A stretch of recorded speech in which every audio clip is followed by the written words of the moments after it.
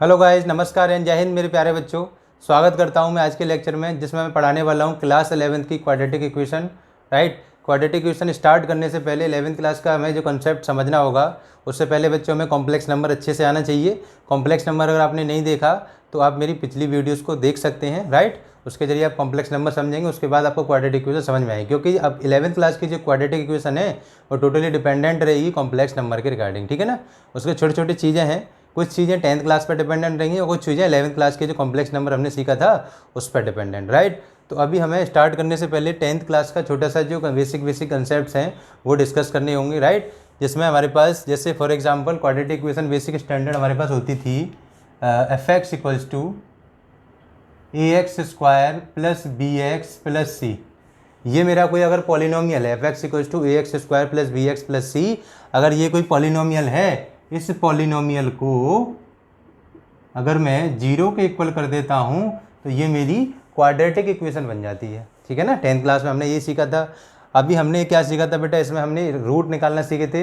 Root जो निकल के आते थे तो वो हमारे रियल भी होते थे और इक्वल भी होते थे, है ना। रियल, इक्वल, तीन कंडीशंस होती थी। रूट पर डिपेंड करता था उसके नेचर ऑफ रूट पे, डी की वैल्यू निकालने पे। डी की वैल्यू निकाल के हम पता कर लेते थे कि रूट्स का जो नेचर आने वाला है वो किस तरीके का नेचर है। राइट, जैसे फॉर एग्जांपल हमें डी इक्वल्स टू निकालना होता था तो वहाँ पे फार्मूला होता था बच्चों बी स्क्वायर माइनस 4ac। ठीक है ना, बी स्क्वायर माइनस 4ac आप जानते हो, A B C. A is the coefficient of X square, B is the coefficient of X and C is the constant values. ठीक है, कांस्टेंट वैल्यू और इसका प्रोडक्ट ए का 4 का मल्टीप्लाई माइनस हो जाता है उसमें बी स्क्वायर में से। ठीक है, तो वो हमारा डिस्क्रिमिनेंट निकल के आता था। डिस्क्रिमिनेंट अगर हमारा ग्रेटर देन 0 होता था तो रूट्स होते थे बच्चों हमारे, roots are real and unequal. कैसे होते थे बच्चों, roots are real and unequal. Right, अगर हमें d इक्वल्स टू 0 मिलता है तो क्या होता था बच्चों, roots are real and equal. Root कैसे रहते थे, रियल रहते थे और इक्वल रहते थे। लेकिन एक केस ये बनता था कि d की जो वैल्यू है अगर लेस देन 0 रहती है, इट मीन्स d की वैल्यू 0 से छोटी कब होगी, जब वो नेगेटिव वैल्यू होगी। राइट, d की वैल्यू 0 से छोटी होगी यानी कि नेगेटिव वैल्यू होगी, तो उस केस में हम क्या लिखते थे, रूट्स आर इमेजिनरी, या नॉट रियल लिखो या इमेजिनरी, तो हम क्या लिखते थे, इमेजिनरी। ठीक है, नो रियल रूट फाउंड, हम लिखते थे नो रियल रूट, हमें कोई रियल रूट नहीं मिलेगा, उसको हम छोड़ देते थे। राइट, उन्हीं टॉपिक पे अभी ये फर्स्ट और सेकंड ये हम डिस्कस कर चुके थे 10th में। अब ये जो टॉपिक है बच्चों, ये बेसिकली डिस्कस होने वाला है क्लास 11th में। यानी कि जो चीज़ हमारे 10th के सिलेबस में वैलिड नहीं थी, 10th में हम उसको नहीं कर पाते थे, अब हम 11th में सीखेंगे। क्वाड्रेटिक इक्वेशन अगर हमारे पास डी इसका डिटर्मिनेंट हम निकालें, यानी कि डिस्क्रिमिनेंट अगर हम निकालें तो वो लेस देन 0 अगर आता है तो उस केस में जो रूट्स रहते थे इमेजिनरी, वो चीज़ हम यहाँ पर सीखने वाले हैं। ठीक है, तो अभी हम बच्चों इसका छोटा सा इंट्रोडक्शन स्टार्ट करते हैं। उससे पहले इसको बेसिक को मैं रफ करता हूँ। 10th क्लास का इतना चीज़ें आपको आती होंगी। ठीक, तो बेसिक बच्चों स्टैंडर्ड अपना जो रहेगा वो 10th पर बेस्ड ही रहेगा, यानी कि जो मेथडोलॉजी है, फॉर्मूलेज हैं, वो हमारे 10th के बेसिस पर ही रहेंगे। जैसे कि क्वाड्रेटिक फार्मूला था, श्रीधराचार्य फार्मूला, या फिर हमारा फैक्टराइजेशन मेथड था, मेथडोलॉजी वही रहेगी, बस करने का कॉन्सेप्ट चेंज हो जाएगा। क्यों हो जाएगा, क्योंकि यहाँ पर हमने बच्चों 10th क्लास में सीखा था कि जो भी हमारे इक्वेशन होती थी, उस इक्वेशन के वेरिएबल के जो कोफिशिएंट्स होते थे ए बी सी, जो भी कांस्टेंट वैल्यूज़ होती थी, जो कोफिशिएंट होते थे, वो वहाँ पर रियल वैल्यूज़ होती थी। राइट, 10th क्लास में हमने इससे पहले सीखा था कि जो भी हमारे पास एक इक्वेशन है, सपोज इस तरीके से a x square plus b x plus c equals to 0, ये मेरे पास अगर कोई इक्वेशन है तो इस इक्वेशन के अंदर ए बी सी ये कांस्टेंट वैल्यूज़ हैं। तो 10th क्लास में हम सीखते थे कि A B C are real values. हम क्या पढ़ते थे, ये जो वैल्यूज़ हैं बच्चों वो कैसी हैं, रियल वैल्यूज़, यानी कि रियल नंबर रिप्रेजेंट करते हैं ए बी सी। ठीक है ना, और इतना सीखा था कि ए जो है वो डज नॉट इक्वल्स टू 0, 0 नहीं होना चाहिए, इससे वो क्वाड्रेटिक इक्वेशन नहीं रहेगी। ठीक, अभी हम ये पढ़ने वाले हैं कि इससे पहले हमने भी सीखा था कि ये A B C real values हैं। अब हम पढ़ेंगे कि ये रियल वैल्यू होने के साथ साथ क्या क्या हो सकती हैं बच्चों, इसकी जो वैल्यूज़ हैं, यानी कि ए बी सी, इसकी जगह पर कोई कॉम्प्लेक्स नंबर हो सकता है। ए बी सी की जगह पर यहाँ पर कांस्टेंट वैल्यू होती थी, रियल होती थी, माइनस में, अंडर रूट में। राइट, अभी कोई कॉम्प्लेक्स नंबर हो सकता है, यानी कि ए प्लस आई बी की फॉर्म में कोई नंबर भी आ सकता है इस ए बी सी की जगह पे। और इससे पहले हमने सीखा था कि जो रूट्स निकलते थे वो रियल आते थे, तो रूट्स वहाँ पर हमने रियल सीखे थे 10th क्लास में। अभी हम 11th में सीखेंगे कि रूट्स इसके अंदर जो आंसर में आने वाले हैं वो इमेजिनरी भी आ सकते हैं। दो चीज़ें सीखने वाले हैं, अगर हमारे पास रूट्स आएँ तो वो भी रियल भी आ सकती हैं और इमेजिनरी भी आ सकता है, राइट। रियल हमने सीख लिया, इमेजिनरी हमें 11th क्लास में सीखने वाले हैं, ठीक है बच्चों। इससे पहले हमने जो कोफिशिएंट्स थे वो रियल पढ़े थे, अब हम क्या पढ़ने वाले हैं, इसके अंदर कोफिशिएंट्स इमेजिनरी या फिर कोई कॉम्प्लेक्स नंबर हो सकता है।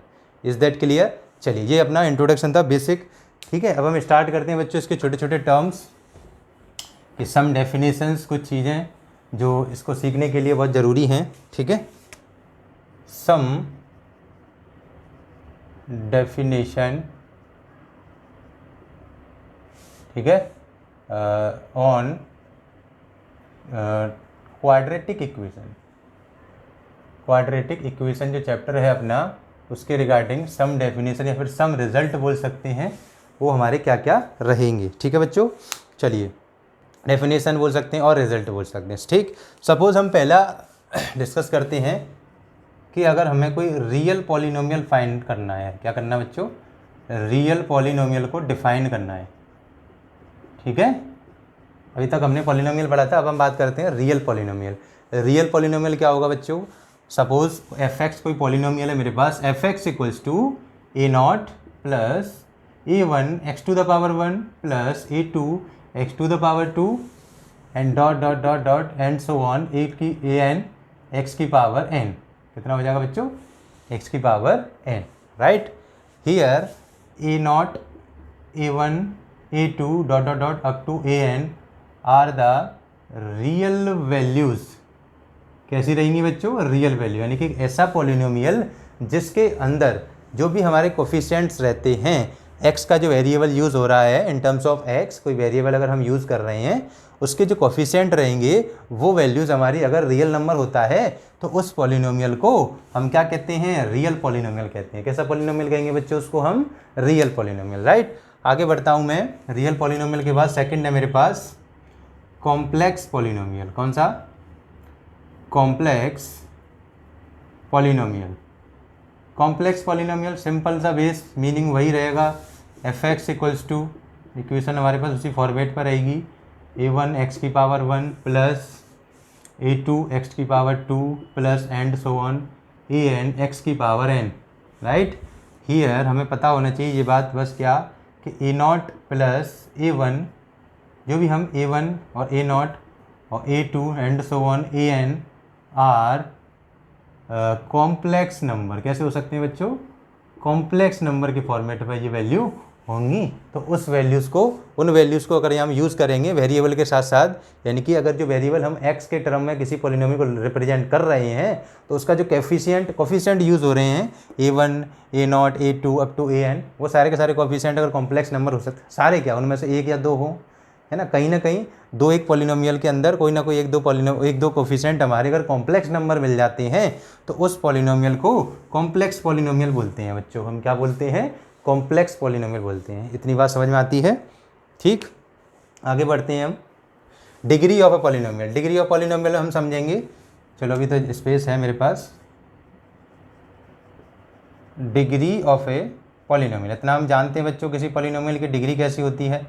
अच्छा, अभी आप बोलोगे सर एक एक एग्जाम्पल दे के बताइए तो थोड़ा सा और क्लियर हो, तो वो मैं एक एक एग्जाम्पल दे देता हूँ इन दोनों के, ठीक है। तो अभी मैं बात करूँ कि रियल पॉलिनोमियल का कोई एग्जाम्पल देना चाहूँ तो बच्चों जैसे 2x प्लस 3 ये रियल पॉलिनोमियल हो जाएगा, एफ एक्स इक्वल्स टू, ठीक है। एक और एग्जाम्पल दूँ, F x equals to 2x square plus 5x minus 9, इस तरीके से, क्योंकि यहाँ पर जो कोफिशिएंट यूज़ हो रहे हैं वो रियल वैल्यूज़ हैं, यानी कि इस तरीके से भी हो सकती है, अंडर रूट में 2x स्क्वायर, है ना, जरूरी नहीं कि स्क्वायर हो, पावर 3 भी हो सकती है, माइनस के 8 या माइनस के 5x प्लस का 8, कुछ भी। कुल मिलाए कहने का मतलब है जो एक्स स्क्वायर एक्स जो भी टर्म आ रहे हैं वो तो ऐसे एज इट इज़ आएंगे, लेकिन उसके आगे जो कोफिशिएंट रहेंगे वो रियल रहेंगे, राइट। अगर हम कॉम्प्लेक्स पॉलिनोमियल की बात करते हैं तो इधर हमारे कोफिशिएंट कैसे रहेंगे, कॉम्प्लेक्स रहेंगे। जैसे अंडर रूट 3 आई ले लिया हमने एक्स स्क्वायर, अंडर रूट 3 के साथ साथ हम छोटा सा वैल्यू ले सकते हैं, जैसे 2i भी ले सकते हैं, ये भी हमारे पास कॉम्प्लेक्स ही रहता है, plus 2i plus 5x plus 8। Clear, यहाँ पर कोई कांस्टेंट वैल्यू हमारी रियल भी आ गई और ये कॉम्प्लेक्स भी आ गई, यानी कि इमेजिनरी भी आई है, ठीक है ना। इस टाइप का पॉलिनोमियल बच्चों हमारा क्या बन जाएगा, कॉम्प्लेक्स पॉलिनोमियल बोला जाएगा, राइट। अभी हम बात करते हैं उसकी डिग्री की। तो डिग्री आप जानते हो, डिग्री को हम क्या कहते हैं बच्चों, मैक्सिमम या हाईएस्ट पावर, क्या होती है, हाईएस्ट पावर ऑफ पॉलिनोमियल। किसी पॉलिनोमियल की मैक्सिमम पावर या हाईएस्ट पावर जो होती है उसे हम क्या नाम देते हैं बच्चों, उस पॉलिनोमियल की डिग्री ऑफ द पॉलिनोमियल बोला जाता है। क्या बोला जाता है, उस पॉलिनोमियल की डिग्री बोली जाती है वो। सिंपल, अगर हमारे पास कोई जैसे x की पावर 3 + x² + 5x + 8 इसकी डिग्री में पूछूं तो बच्चों डिग्री आप बता दोगे, जिसकी मैक्सिमम पावर कितनी है 3, तो ये डिग्री हमारे पास 3 हो गई। तो अकॉर्डिंग टू डिग्री हमारे पास पॉलिनोमियल के टाइप भी होते हैं। एक क्या होता है हमारे पास, लीनियर। सिंपल बता देता हूँ, छोटा सा कंसेप्ट है। लीनियर क्या होता है, जिसकी डिग्री बच्चों 1 होती है, इस ऐसा पॉलिनोमियल जिसकी डिग्री अगर 1 होती है वो लीनियर पॉलिनोमियल। ऐसा पॉलिनोमियल जिसकी डिग्री 2 होती है, डिग्री समझ रहे हो, मैक्सिमम पावर, ठीक है ना, मैक्सिमम पावर या डिग्री बोल लूँ, ऐसा पॉलिनोमियल जिसकी डिग्री हमारे पास 2 होती है उस पॉलिनोमियल को हम क्वाड्रेटिक पॉलिनोमियल के नाम से जानते हैं, ठीक है। ऐसा पॉलिनोमियल जिसकी डिग्री अगर 3 होती है तो उसको हम क्यूबिक पॉलिनोमियल के नाम से जानते हैं। ऐसा पॉलिनोमियल जिसकी डिग्री अगर 4 होती है उसको हम बाई क्वाड्रेटिक पॉलिनोमियल के नाम से जानते हैं, या फिर उसको क्वार्टिक पॉलिनोमियल भी कहते हैं। ये चीज़ें हमने 10th में बेसिक थोड़ी थोड़ी चीज़ें सीखी थी, ठीक है। अभी हम बात करते हैं बच्चों रूट्स की, रूट्स ऑफ द पॉलिनोमियल, या फिर किसी इक्वेशन का रूट्स, या फिर इक्वेशन की बात कर लेता हूँ मैं। उससे पहले रूट्स जब मैं सीख रहा हूँ तो इससे पहले मैं इक्वेशन की डिस्कस करूँगा, तब मैं रूट्स के बताऊँगा आपको, ठीक है। तो इतना मुझे रफ कर देता है, इतना मुझे रफ करने की ज़रूरत पड़ेगी, ठीक है। चलिए अभी हम बात करते हैं, सबसे पहले हम क्वाड्रेटिक इक्वेशन समझेंगे, फिर उसके बाद हम उसके रूट्स को समझेंगे कि रूट्स क्या होता है, ठीक है। चलिए, तो क्वाड्रेटिक इक्वेशन बच्चों बेसिक सा तरीका वही अपना कि ऐसे पॉलिनोमियल, ठीक है, यहाँ पर हम लिख सकते हैं क्वाड्रेटिक इक्वेशन, ठीक है। क्वाड्रेटिक इक्वेशन अपनी क्या होती है, ठीक है, एक ऐसा polynomial px = ax² + bx + c, ठीक है बच्चों, जो हमारे पास किसके इक्वल हो जाए, 0 के इक्वल हो जाए। पॉलिनोमियल हमने ले लिया क्वाड्रेटिक पॉलिनोमियल जो किसके इक्वल हो, 0 के इक्वल, यानी कि एक जनरल फॉर्म, यानी कि equation can be represented in the form of ax² + bx + c। एक इक्वेशन ax² + bx + c की फॉर्मेट पे इसको इक्वल्स टू 0 की फॉर्मेट पर लिख दी जा सकती है। उस पॉलिनोमियल को या उस इक्वेशन को हम क्या बोलते हैं, क्वाड्रेटिक इक्वेशन बोलते हैं। यानी कि उस पॉलिनोमियल को 0 के इक्वल कर देंगे तो उसी पॉलिनोमियल को भी हम क्वाड्रेटिक इक्वेशन बोलेंगे। क्वाड्रेटिक पॉलिनोमियल को इक्वल्स टू 0 कर दो तो क्वाड्रेटिक पॉलिनोमियल बन जाता है, सिंपल सा मीन्स है, ठीक है ना, राइट। अभी हमें यहाँ पर वेयर, बस इतना, यहाँ पर अगर हम 11th क्लास में जब डेफिनेशन पढ़ रहे हैं तो इतना जरूर समझना होगा, ठीक है। Where a, b, c are the real and complex number, a B c जो भी हमारे पास नंबर्स हैं वो रियल हो सकते हैं, और लिख सकते हैं इसकी जगह, एंड नहीं लिखेंगे, और भी लिख देंगे, दोनों में से कोई भी हो सकता है, रियल भी हो सकता है और कोई कॉम्प्लेक्स नंबर भी आ सकता है, तो भी हम उस पॉलिनोमियल को इक्वल्स टू, अगर वह 0 है तो उस पॉलिनोमियल को हम क्वाड्रेटिक इक्वेशन बोलेंगे। यानी ऐसी इक्वेशन जिसको हम ax² + bx + c = 0 की फॉर्मेट पर लिख सकते हैं, और वहाँ पर a, b, c रियल होता है और कॉम्प्लेक्स नंबर भी हो सकता है, उस इक्वेशन को हम क्वाड्रेटिक पॉलिनोमियल कहते हैं। सिंपल सिंपल देसी भाषा में, ठीक है। आगे हम बात करते हैं बच्चों इसके रूट्स की, है ना, roots of quadratic equation. Quadratic equation के बच्चों रूट्स की बात करूं मैं, जैसे किसी पेड़ के रूट्स होते हैं, ठीक है, जिस पर वो क्वाड्रेटिक पॉलिनोमियल पूरा टिका हुआ है, जैसे हमारा पेड़ होता है, ठीक है, जो पेड़ के जो रूट्स होते हैं उस पर पूरा का पूरा पेड़ टिका होता है, ऐसे हमारे पास बच्चों जो रूट्स होते हैं जिस पर पूरा का पूरा क्वाड्रेटिक इक्वेशन हमारी टिकी होती है। कुल मिलाए कहने का मतलब ये है कि अगर कोई रूट्स हमें उसका एग्जैक्ट पता चल गया, तो जैसे हमारा पेड़ है, पेड़ की हमने जड़ पता चलेगी यहाँ से है, तो यहाँ से मैंने जड़ निकाल दी, जड़ काट दी, अंदर से पूरा का पूरा पेड़ गिर जाएगा, राइट। इसी तरीके से अगर कोई रूट्स अगर हमें पता चल गया किसी भी क्वाड्रेटिक इक्वेशन का, तो उस रूट को हम उसके अंदर पुट कर दें, पेड़ काटना है, यहाँ पर क्या करना है, रूट्स को पुट करना है, तो पूरा का पूरा पॉलिनोमियल उसका वैल्यू 0 हो जाती है। तो उसको यानी कि उस वैल्यू को हम क्या बोलते हैं, रूट्स बोलते हैं। ठीक है ना, क्या बोलते हैं बच्चों, रूट्स बोलते हैं। सपोज हमारे पास f x equals to a x square plus b x plus c था। ठीक है, एफ एक्स की जगह पर यहाँ पर हम ए लिखते हैं, तो इस पूरे क्वाड्रेटिक पॉलिनोमियल की वैल्यूज़ को 0 बना देता है। तो ये जो ए है, a is a root of equation, किसकी equation, a x square plus b x plus c. ठीक, इस इक्वेशन का क्या बोला जाएगा जी, यानी क्वाड्रेटिक पॉलिनोमियल क्वाड्रेटिक इक्वेशन का ये रूट बोला जाएगा। पॉलिनोमियल इक्वेशन में डिफरेंस इतना समझ लो, अगर इक्वल लगा, इक्वल के टर्म में अगर हमारे पास कोई ना कोई कांस्टेंट वैल्यू है, 0 है, कुछ भी है, तो वो इक्वेशन है। अगर इक्वल नहीं लगा है तो वो पॉलिनोमियल है। यानी कि F x equals to equal में 0 नहीं है तो ये भी पॉलिनोमियल है। इक्वल्स टू में 0 डाल दूंगा तो वो इक्वेशन बन जाएगी, राइट। उस पॉलिनोमियल को अगर हमें एक्स की एक ऐसी वैल्यू ली हमने ए, उस वैल्यू को एक्स की जगह पर हमने पुट कर दिया, तो उस पूरे पॉलिनोमियल की वैल्यू अगर 0 बन जाती है तो वो जो वैल्यू है वो क्या बोली जाती है, root of the equation, root of the quadratic equation, उसी इक्वेशन का रूट बोला जाता है। इतनी बात समझ में आती है, ठीक है, रूट्स हमें क्या बोलते हैं। ठीक, सिंपल सा फंडा इतना समझ लो कि कोई भी अगर पॉलिनोमियल है, कोई भी हमारी इक्वेशन है जनरल, कि कोई भी इक्वेशन है, कम से कम चाहे वो लीनियर हो चाहे वो क्वाड्रेटिक हो, उसका एटलीस्ट कम से कम एक रूट जरूर निकलेगा। ठीक है, किसी भी टाइप की इक्वेशन होगी, एटलीस्ट एक जो रूट है बच्चों वो जरूर निकलेगा, बशर्ते जितनी उसकी मैक्सिमम पावर होती जाएगी, यानी जितनी उसकी डिग्री बनती जाएगी उतने ही उसके रूट्स और बढ़ते जाएंगे। ठीक है ना, जैसे अगर हमारे पास क्वाड्रेटिक पॉलिनोमियल है या क्वाड्रेटिक इक्वेशन है तो उसके बच्चों 2 रूट निकलेंगे, क्योंकि उसकी डिग्री कितनी है, 2 है ना। अगर हमारे पास क्यूबिक इक्वेशन है तो उसके जो रूट्स निकलेंगे वो 3 निकलेंगे। ठीक है ना, अगर हमारे पास बाई क्वाड्रेटिक है तो उसके रूट्स कितने निकलेंगे, 4 निकलेंगे।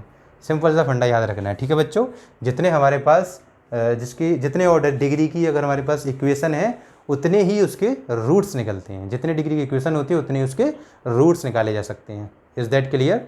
चलिए अब हम बात करते हैं बार बार रूट्स की। तो रूट्स हम किस किस तरीके से निकालते हैं, जो हमने अभी तक मेथड सीखे थे बच्चों, फैक्टराइजेशन मेथड, और कौन सा मेथड सीखा था अपन ने, अभी हमने सीखे थे फैक्टराइजेशन, और एक मेथड सीखा था अगर कोई क्वेश्चन हमारे पास फैक्टराइजेशन से नहीं होता तो कंप्लीटिंग द स्क्वायर से कर देते थे, याद है 10th क्लास में।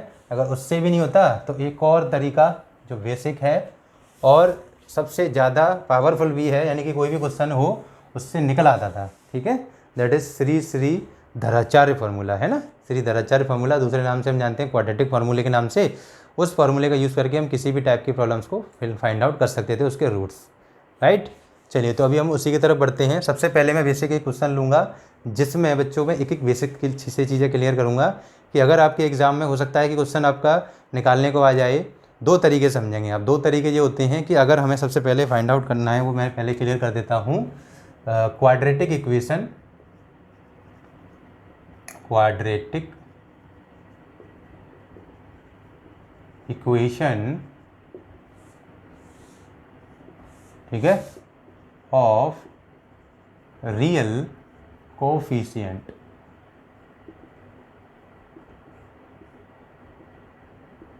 ठीक है, रियल कोफिशिएंट, ठीक है। तो quadratic equation of real coefficient अगर हम बोले हैं तो रियल कोफिशिएंट की अगर कोई क्वाड्रेटिक इक्वेशन होती है पहले उसको फाइंड आउट करना सीखेंगे, राइट। उसके बाद हम रियल कोफिशिएंट के अलावा फिर हमारे पास कोई कॉम्प्लेक्स कोफिशिएंट होगा किसी क्वाड्रेटिक इक्वेशन के अंदर, फिर उसको फाइंड आउट करना सीखेंगे, उसके रूट्स, ठीक है। तो पहले हम बात करते हैं रियल कोफिशिएंट की। अगर कोई क्वाड्रेटिक इक्वेशन होती है तो उसके रूट्स हमें 2 मेथड है, फैक्टराइजेशन और एक अपना क्वाड्रेटिक, ठीक है। अगर उसमें क्वेश्चन में पूछा हुआ है कि find out the roots of the quadratic equation using factorisation method, तो आपको फैक्टराइजेशन मेथड ही लगाना होगा। लेकिन अगर क्वेश्चन में दिया है कि ओनली क्या दिया है कि find out the roots of the quadratic equation या roots of the given equation, तो सब पता चली जाएगा क्वाड्रेटिक है ही। इक्वेशन जो दे रखी है उसके रूट फाइंड आउट करने, तो फिर आप उस केस में कोई भी मेथड लगा सकते हो, चाहे फैक्टराइजेशन लगाओ फिर या फिर क्वाड्रेटिक लगाओ, ठीक है, क्वाड्रेटिक फार्मूला। तो अभी हम पहले फैक्टराइजेशन मेथड समझेंगे बच्चों, फैक्टराइजेशन मेथड। दोनों मेथड अभी हम यहाँ क्लियर करने वाले हैं, एक एक प्रॉब्लम लगाएंगे उन्हीं पर डिपेंडेंट। मेथड क्या, मेथड का रिगार्डिंग मैं प्रॉब्लम ही लगाऊंगा, ठीक है बच्चों। तो अभी सपोज हमने कोई क्वेश्चन लिया, x² - 4x अगर मान के चलो कोई क्वेश्चन और कोफिशिएंट लेते हैं तो ये हो जाएगा कॉन्स्टेंट टर्म 13 इक्वल्स टू 0, ठीक है। एक्स स्क्वायर माइनस के 4x plus 13 equals to 0। Is that clear. अभी हमने कोई क्वाड्रेटिक इक्वेशन ले ली जिसके जो कोफिशिएंट है बच्चों वो कैसे हैं, रियल कोफिशिएंट दिख रहे हैं आपको, रियल कोफिशिएंट है। इसका कोफिशिएंट 1, इसका कोफिशिएंट -4, ये 13, तीनों के तीनों रियल वैल्यूज़ हैं। इस टाइप की प्रॉब्लम की अगर हमें क्या निकालने हैं बच्चों, रूट्स निकालने हैं, जनरल फैक्टराइजेशन, ठीक है। फैक्टराइजेशन है बच्चों, अभी हम 13 के ऐसे फैक्टर करने जाएँ कि 4 आ जाए। 13 के मेरे पास ऐसे कोई फैक्टर नहीं मिले, इसका आंसर मेरे पास 4 आ जाए। बोलो आपके पास कोई फैक्टर है ऐसे? बिल्कुल नहीं है, मेरे पास नहीं है, आपके पास भी नहीं है, ठीक है। सिंपल सा फंडा आपको फिर क्या करना है, तरीका याद रखना है जो हमने सीखा था बच्चों, क्या, कंप्लीटिंग द स्क्वायर मेथड के टाइप से, ठीक है। तो अभी हम क्या करेंगे, ये जो हमारे पास 4 है, कितना है बच्चों, 4 का स्क्वायर है ना, 4 का हम आधा कर लेंगे। यानी कि अगर हमें x का जो कोफिशिएंट दे रखा होगा, कोई वैल्यू हो उसके अंदर x का कोफिशिएंट ढूंढेंगे। x का कोफिशिएंट क्या है, 4 का आधा किया हमने, कितना आया बच्चों, 2 आया, ठीक है। अब आप बोलोगे सर वो तो -4 है, तो कोई दिक्कत नहीं है, माइनस को भी साथ में ले लीजिए। यानी कि अगर x का कोफिशिएंट हमारे पास जैसे यहाँ -4 है, हो सकता है कि वहाँ 8 हो, तो उसका आधा हो जाएगा बच्चों 4, ठीक है। अभी यहाँ पर -4 है तो ये हमने -4 ले लिया, इसका आधा किया बच्चों, -2 हो गया। -2 का स्क्वायर कर देंगे हम तो वो बन जाएगा 4, -2 का स्क्वायर कर देंगे वो बन जाएगा 4, ठीक। तो 4 हमें यहाँ पर ऐड करना है, 4 ही माइनस कर देना है। क्या कर देना बच्चों, 4 प्लस कर देना है और 4 माइनस कर देना है। इतनी बात समझ में आती है, इतना हम कर सकते हैं, प्लस माइनस कर सकते हैं कि दोनों कैंसिल हो जाएंगे, लौट के वही इक्वेशन आ जाएगी, राइट। अभी हमने क्या किया बच्चों, इन तीनों से एक फार्मूला बना लिया, देखो ध्यान से, एक्स स्क्वायर प्लस 2 का square minus 2 into 2 into x दिख रहा है। एक्स को इधर लिख लेता हूँ मैं और 2 को इधर लिख देता हूँ, ठीक। इसको मैंने जोड़ दिया, प्लस माइनस किया तो बच्चों ये प्लस का 9 बन जाएगा माइनस होने के बाद, राइट।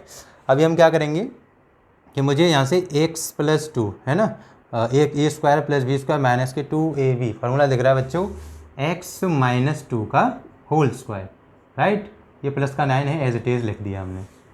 Is that clear. अभी आपको एक वैल्यू पता होगी बच्चों, आपने अगर क्वाड्रेटिक इक्वेशन से पहले, आपने अभी इससे पहले बच्चों कॉम्प्लेक्स नंबर पढ़ा था कि आई स्क्वायर की जो वैल्यू होती है वो कितनी होती है, -1 होती है। कितनी होती है बच्चों, -1 होती है, ठीक है ना। तो मैंने एक काम किया, ध्यान से देखेंगे, यहाँ मैंने -1 ले लिया, ठीक है ना, -1 ले लिया और इधर मैंने -1 लिया तो माइनस का 1 लो या मत लो, इधर आई स्क्वायर बना दिया। देखो कैसे, कि मुझे पता है कि आई स्क्वायर की वैल्यू -1 होती है, -1 यहाँ लूँगा तो माइनस मल्टीप्लाई होगा, प्लस का 9 आ जाएगा, ठीक है ना। तो मैंने माइनस भी लगा लिया और उसके साथ साथ आई स्क्वायर भी लगा लिया, ठीक है ना। ये मैंने किया। इसके बाद इक्वल्स टू 0 में चल रहा है, सेम रख दिया बच्चों। 9 को आपको इसी तरीके से करना है कि हमें पता है कि 9 आई स्क्वायर की वैल्यू में -1 होती है, तो साइन चेंज कर दिया, आई स्क्वायर हमने साथ में ले लिया, ठीक है। इससे हमारे पास अभी देखो क्या बनने वाला है, एक्स स्क्वायर माइनस 3 का होल स्क्वायर। इसको मैं 3i पूरे का होल स्क्वायर बना सकता हूँ, ठीक है। इससे ये फ़ायदा मिलने वाला है कि अब ये बन गया a और ये b, ए स्क्वायर माइनस बी स्क्वायर के फार्मूले के अनुसार अगर मैं लिखूँगा, ये स्क्वायर नहीं आएगा, ठीक है। ए स्क्वायर माइनस बी स्क्वायर के अकॉर्डिंग अगर मैं लिखूँगा तो ये बन जाएगा एक ब्रैकेट में a प्लस बी, ठीक, और एक ब्रैकेट में बनेगा बच्चों a माइनस के बी, यानी कि माइनस के 3 आ जाएगा, एक बार माइनस के 3 एक बार प्लस का 3 है, ठीक है। दोनों को 0 के इक्वल करूँगा तो यहाँ से मुझे रूट्स मिल जाएंगे, यानी कि x की वैल्यूज़ मिल जाएंगी। तो x इसको इधर ले जाएंगे बच्चों हम इक्वल्स टू 0 में, तो ये माइनस का 3 जो है बच्चों प्लस का 3 बन जाएगा, और इधर से ये पॉजिटिव का है वो नेगेटिव का बन जाएगा। बोलो बनेगा नहीं बनेगा, दोनों के साइन चेंज हो जाएंगे, ठीक। इतनी बात समझ में आनी चाहिए आपको डायरेक्ट। इसको पूरे को ट्रांसपोज करूँगा तो x इक्वल्स टू ये माइनस का था प्लस का बन जाएगा, यही माइनस का था प्लस का बन जाएगा, राइट। इतना आपको बेसिक याद रखना है, ठीक है। कि अब हमें फैक्टराइजेशन मेथड से किस तरीके से हम क्या निकाल सकते हैं बच्चों, किसी भी क्वाड्रेटिक इक्वेशन का जिसका हमारे पास जो रूट्स हैं वो रियल हैं, उसके हम क्या निकाल सकते हैं बच्चों, रूट्स निकाल सकते हैं, ठीक है। रूट्स हमारे पास रियल नहीं है, रूट्स तो हमारे रियल वैल्यूज़ के अलावा कोई कॉम्प्लेक्स नंबर आ सकते हैं, लेकिन जो कोफिशिएंट्स हैं वो रियल हैं। तो उसका जो रूट्स हैं अगर हमारे पास, हो सकता है कि रियल आए, हो सकता है इमेजिनरी आए, तो इमेजिनरी आया यानी कॉम्प्लेक्स नंबर आया है, ठीक है ना। फाइंड आउट करने का तरीका यही रहेगा। Is that clear. इससे पहले हमने बेसिक सीखा था, इसके फैक्टर कीजिए, आगे अगर कोई वैल्यू मल्टीप्लाई कीजिए, बीच का टर्म लेके आइए, वो तरीका अलग था। वहाँ पर जो था बच्चों, वहाँ पर हमारे फैक्टर हमारा निकालना पॉसिबल थे, लेकिन यहाँ पर फैक्टर निकालना पॉसिबल नहीं है। तो फिर कंप्लीटिंग द मेथड की हमने यहाँ पर इस्तेमाल किया, उसी की मदद से हमने उसी को इतने का स्क्वायर जोड़ा, माइनस किया, फिर ये हमारा फार्मूला बन गया, होल स्क्वायर कंप्लीट बन गया, कंप्लीटिंग स्क्वायर।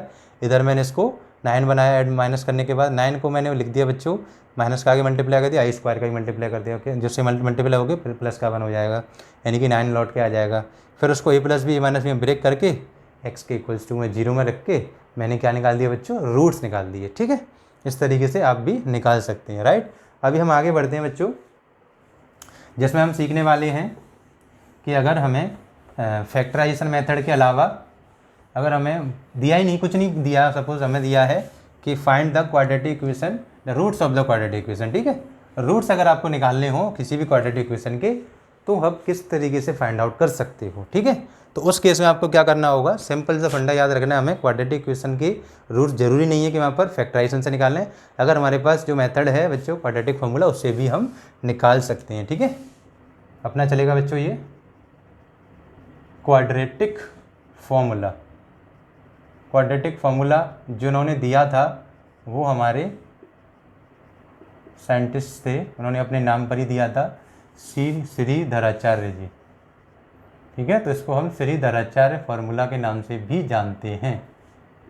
ठीक है बच्चों, तो दोनों में से हम कोई सा फार्मूला लगा सकते हैं। ठीक है, सपोज इसको हम समझेंगे, जैसे अगर मेरे पास दिया हुआ है 2x स्क्वायर, और इधर मैं ले लेता हूँ सपोज 4x प्लस 3। ठीक है, 2x square 4x 3 equals to 0, या माइनस या प्लस। ठीक है, तो ये हमारे पास सपोज अगर कोई क्वाड्रेटिक इक्वेशन दे रखी है, तो अभी हमें क्या करना है बच्चों, इसके रूट्स फाइंड आउट करने हैं।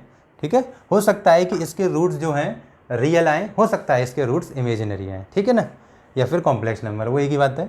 अगर मान के चलो हमें सिंपल यहाँ दिख जरूर रहा है कि ये जो कोफिशिएंट्स हैं वो जरूर रियल हैं, तो अभी हम हमारा जो टॉपिक था उसी के अनुसार कर रहे हैं, रियल कोफिशिएंट वालों को सॉल्व करना सीखते हैं। एक एक दोनों तरीके से सीखे हैं। एनसीईआरटी एक्सरसाइज बच्चों आपकी एक ही एक्सरसाइज है।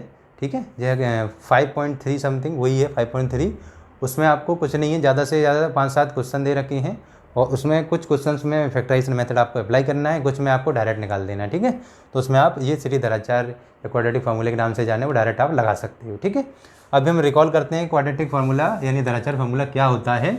अगर मान के चलो हमारे पास x यानी कि x के जो हमें वैल्यूज़ निकालनी है, तो क्या होता था, -b plus minus square root of b square minus 4ac upon 2a। तो प्लस माइनस में आता था इस वजह से, क्योंकि इसके 2 रूट आते हैं, एक बार प्लस यूज़ करेंगे तो एक आ जाएगा, दूसरा अगर माइनस यूज़ करेंगे तो दूसरा रूट मिल जाएगा। ठीक है ना, अभी हम इसमें स्टार्ट करते हैं इसी तरीके से। यहाँ से a की वैल्यू 2 मिलती है, b की वैल्यू बच्चों -4 मिलती है, और c की वैल्यू 3 मिलती है। ये कब मिलेगी, जब हम लिख देंगे ऑन कंपेयरिंग, क्या किया हमने, on comparing with the standard equation of quadratic equation, है ना। स्टैंडर्ड इक्वेशन क्या, किसकी, क्वाड्रेटिक इक्वेशन की स्टैंडर्ड इक्वेशन अगर हमने ली, उससे कंपेयर किया, तो a और b और c सीधे सीधे हमारे पास निकल के आए। ठीक है, उसके अकॉर्डिंग बच्चों हमने फॉर्मूला अप्लाई किया, x इक्वल्स टू माइनस का b यानी कि माइनस माइनस प्लस का 4 हो जाएगा। ठीक है ना, plus minus b square minus 4ac, b square हमें निकालना होगा बच्चों, ये है हमारे पास -4, इसका होल स्क्वायर हो जाएगा, -4 इंटू ए की वैल्यू 2 और c की वैल्यू बच्चों 3। ठीक है, 2 इंटू ए की वैल्यू बच्चों 2। Is that clear. 4 अपना एज इट इज रहेगा।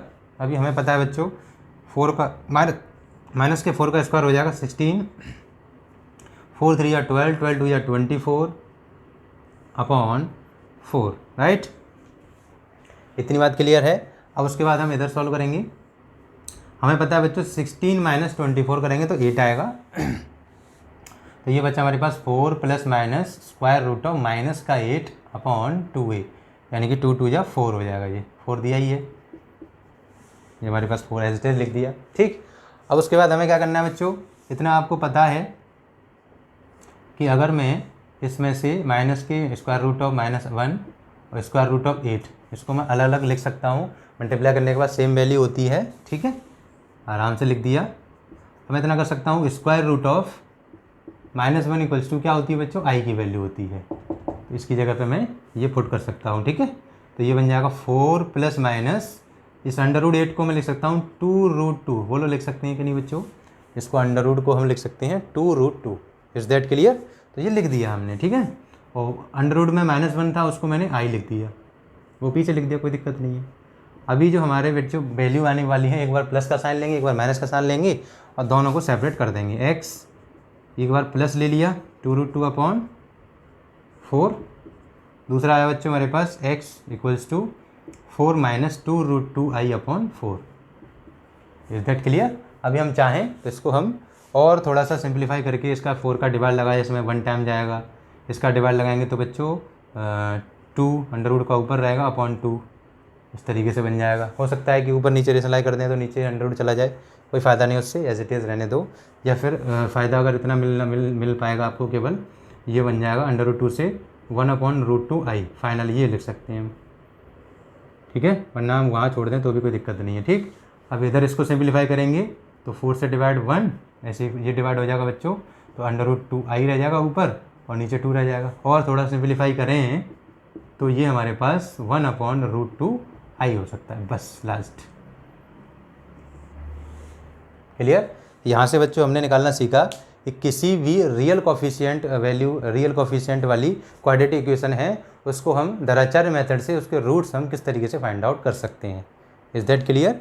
बेसिक फंडा तरीका वही रहा, बस यहाँ पर जो मेनली यूज़ वाली चीज़ है वो क्या है कि अगर नेगेटिव में अंडर रूट में आती है वैल्यू, उसकी जगह -1 को अलग सेपरेट करो, उसकी जगह -i पुट कर दो, डाल दो। सेम तरीका वही रहता है जो अभी तक हमने 10th क्लास में सीखा था, कुछ भी इसमें अभी डिफरेंट नहीं है और ज़्यादातर चीज़ें बेसिक चली आ रही हैं 10th क्लास की। थोड़ा सा डिफरेंस है बस, वो आपको बस कंसेप्ट को पकड़ के चलना है। बाकी हमारे जो मेथड है वो मेरा 10th क्लास का ही है, जो मैंने पहले स्टार्ट में बताया था कि मेथडोलॉजी जो रहेगी, बेसिक जो रहेगा वो 10th पर डिपेंडेंट ही रहेगा, कुछ चीज़ें कॉम्प्लेक्स नंबर की यूजेबल रहेंगी यहाँ पर, ठीक है ना। इस तरीके से हम सीखेंगे। आगे बढ़ते हैं बच्चों अब हम, और the quadratic equation with complex coefficient, यानी कि अगर हमें कोफिशिएंट जो है बच्चों क्वाड्रेटिक इक्वेशन का कॉम्प्लेक्स नंबर की फॉर्म में दे रखा हो, तो उस केस में हम किस तरीके से उसके रूट्स फाइंड आउट कर सकते हैं, राइट। रूट फाइंड आउट करने के वही दो तरीके, factorisation method and quadratic formula. तो क्वाड्रेटिक फार्मूले पर डिपेंडेंट मैं इसके बाद क्वेश्चन कराऊंगा। सबसे पहले मैं बात करता हूँ, इसको मैं सॉल्व करूँगा फैक्टराइजेशन मेथड से। किससे बच्चों? Factorisation method. ठीक, फैक्टराइजेशन मेथड की मदद से मैंने क्वेश्चन यहाँ पे लिया हुआ है x² - 5ix - 6 = 0। तो एक बात मैंने आपको बताई थी बच्चों, कोफिशिएंट्स में ज़रूरी नहीं है कि पूरे के पूरे कोफिशिएंट्स इसमें इमेजनरी हों। देखो मैंने बताया था एक इमेजनरी वैल्यू है, बाकी ये रियल भी हैं, दो वैल्यू, ये -6 रियल है और इसके आगे x² कोफिशिएंट 1 है, वो भी रियल वैल्यू है, राइट। तो भी काम चल जाएगा। मैंने बताया था कम से कम एक या दो कोफिशिएंट, 1 2 3 जितने भी हैं, कम से कम एटलीस्ट 1 कोफिशिएंट उसमें क्या होना चाहिए? कॉम्प्लेक्स होना चाहिए, राइट। तो फिर हम उसको क्या बोल सकते हैं बेटा? Quadratic equation with complex coefficient, right. अभी हम इसको फैक्टराइजेशन मेथड से निकालना सीखेंगे। तो हम कैसे सीख सकते हैं, जैसे कैसे बनाएंगे कि इसको लिखेंगे बच्चों x² 5ix माइनस का 6 है बच्चों, इसको हम -1 को लिख सकते हैं i², तो ये बन जाएगा +6 i² को हमने इसमें रिड्यूस कर दिया -1 की जगह पर, इक्वल्स टू में 0 चल रहा है, चलने दो, कोई प्रॉब्लम नहीं है। ठीक, अभी हमें इस 6i के फैक्टर करने हैं कि ये मेरे पास 5i आ जाए। तो मैं 6i² के ऐसे फैक्टर करने हैं, तो मैं कर सकता हूँ बच्चों 3i क्रॉस 2i, 3 2 या 6 i इंटू i i²।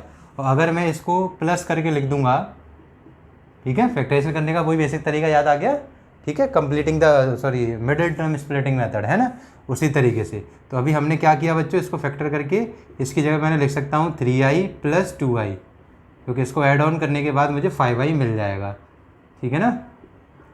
चलिए, माइनस का अंदर मल्टीप्लाई करेंगे, एक्स का भी अंदर मल्टीप्लाई करेंगे, तो मुझे मिला x² माइनस का 3ix माइनस के 2ix प्लस के 6i² इक्वल्स टू 0। अभी हम बेसिक सा फंडा वही कॉमन लेने वाला, तो कॉमन लिया हमने यहाँ से x कॉमन ले लिया बच्चों, तो x - 3i बच गया मेरे पास।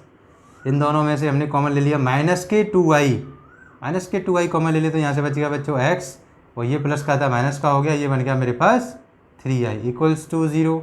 अब ये दोनों ब्रैकेट कॉमन आ गए, x - 3i और ये बचा मेरे पास x - 2i इक्वल्स टू 0। अभी हम क्या कर सकते हैं बच्चों, दोनों को 0 के इक्वल रखेंगे। x - 3i को 0 के इक्वल रखा तो x की वैल्यू बच्चों उधर जाके 3i बन जाएगी पॉजिटिव की। ठीक, अभी हम x - 2i को 0 के इक्वल रखते हैं तो x की वैल्यू बन जाएगी बच्चों 2i, ये भी पॉजिटिव की वैल्यू आपको मिल जाएगी। ठीक, यही हमारे दोनों रूट्स आ गए, ठीक है ना। तो कॉम्प्लेक्स नंबर की फॉर्म में अगर कोई कोफिशिएंट्स होते हैं तो भी हमारे हो सकता है कि वो जो उसके रूट्स आएँ वो रियल भी आ सकते हैं और इमेजिनरी भी, ठीक है। और अगर कोई कोफिशिएंट, हमने अभी इससे पहले क्वेश्चन किया था कि अगर इस किसी भी इक्वेशन के कोफिशिएंट अगर रियल होते हैं तो भी उसकी वैल्यू रियल भी आ सकती है और कॉम्प्लेक्स भी आ सकती है। वो डिपेंड करता है कि उसका नेचर ऑफ द रूट कैसा है, नेचर निकाल के हम पता कर सकते हैं, ठीक है ना। अभी हम बच्चों यहाँ से अभी एक क्वेश्चन बेसिक फंडामेंटल तरीके से सीखे कि किसी भी कॉम्प्लेक्स कोफिशिएंट वाली क्वाड्रेटिक इक्वेशन को हम किस तरीके से फैक्टराइजेशन मेथड से क्या कर सकते हैं, उसके रूट्स फाइंड आउट कर सकते हैं, ठीक है ना।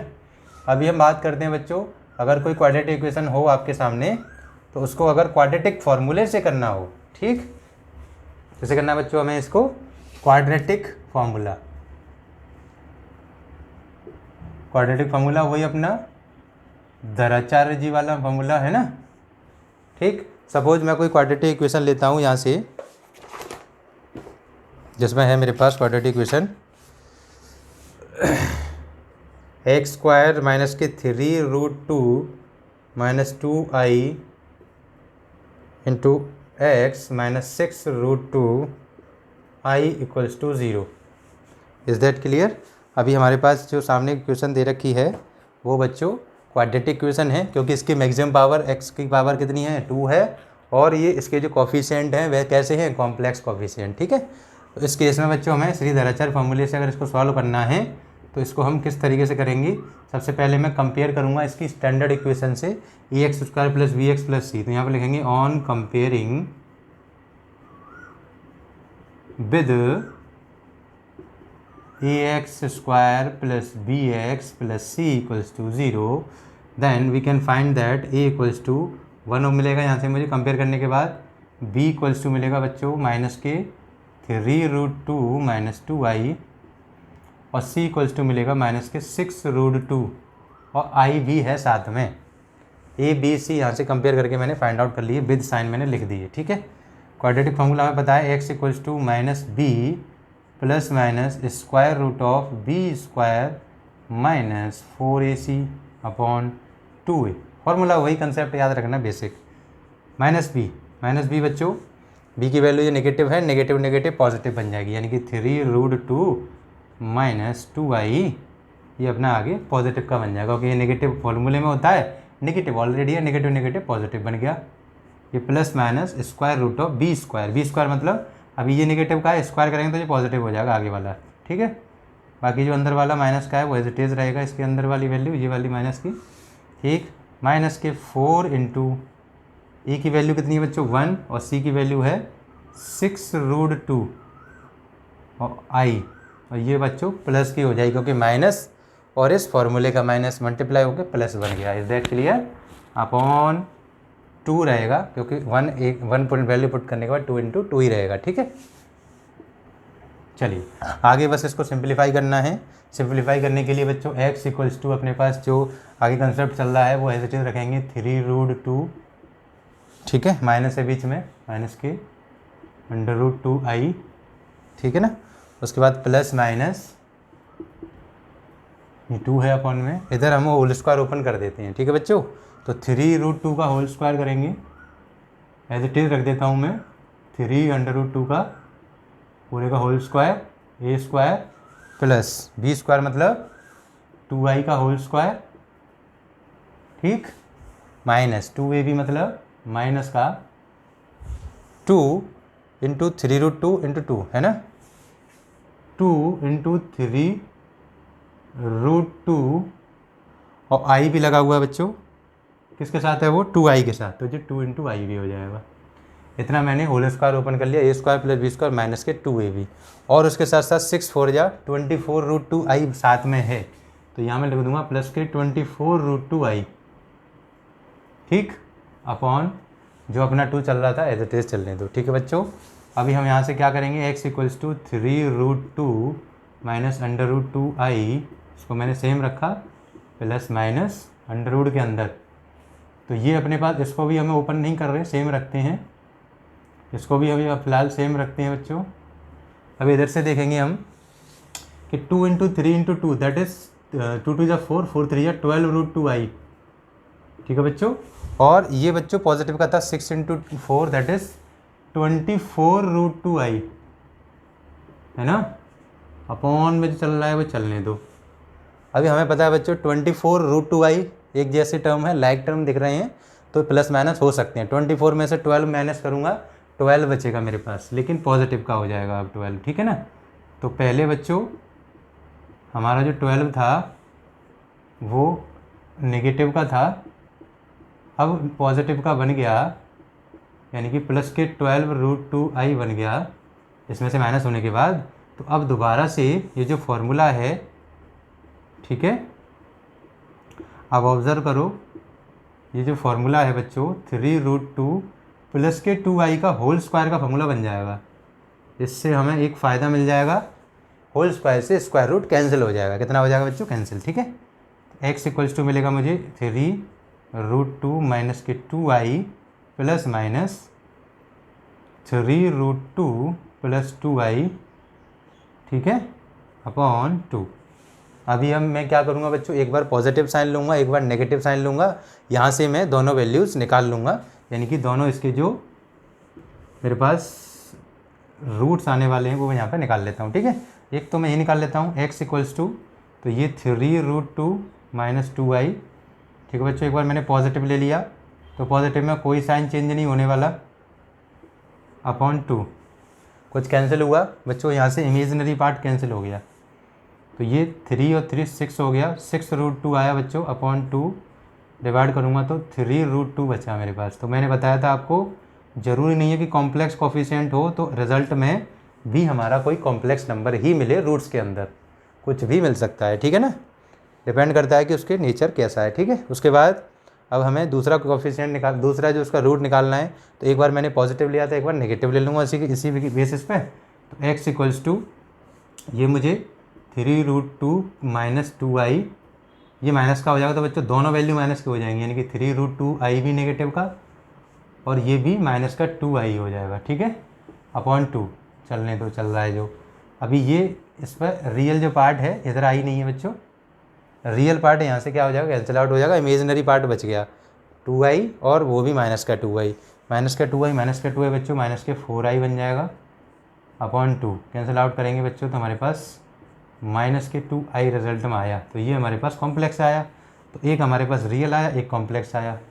अब ज़रूरी नहीं है कि हर बार एक रियल एक कॉम्प्लेक्स हो सकता है कि दोनों रियल आ जाए, हो सकता है दोनों कॉम्प्लेक्स आ जाए, सिंपल, ठीक है ना। इसी तरीके से अपना चलता चलेगा बच्चों, कि अगर हमें किसी भी क्वाड्रेटिक इक्वेशन के अगर हमारे पास जो कोफिशिएंट हैं वो कैसे हैं, कोफिशिएंट अगर हमारे पास कॉम्प्लेक्स नंबर की फॉर्म में होते हैं, तब हमें उस तरीके से क्वाड्रेटिक फार्मूले की हेल्प से हम कैसे उसके स्क्वायर रूट, किसी भी क्वाड्रेटिक इक्वेशन के हम कैसे भी रूट जो है वो फाइंड आउट कर सकते हैं।